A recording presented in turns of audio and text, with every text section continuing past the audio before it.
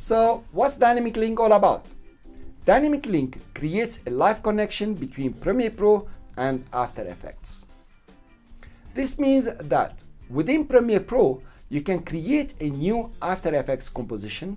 Then from within After Effects, you can work on that composition, add motion graphics, effects, fancy transitions, whatever you want to achieve.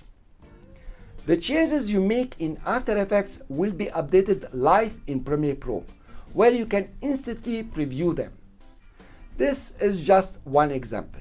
The key benefits of Dynamic Link: you're not suffering from all these back and forth rendering. In this course, you will learn all these Dynamic Link techniques, I promise you. You will start from within Premiere Pro and learn how to create and dynamically import After Effects compositions. We will see all the ins and outs, pretty interesting.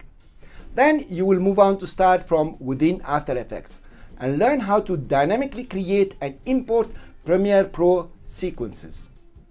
You will also cover the render and replace option.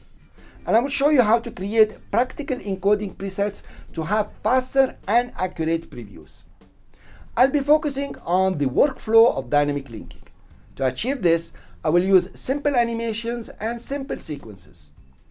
I don't expect you to be proficient in After Effects or Premiere, but you need to be familiar with Premiere Pro and have some basic understanding of After Effects, motion, and effects. Welcome, and let's start downloading and organizing our files.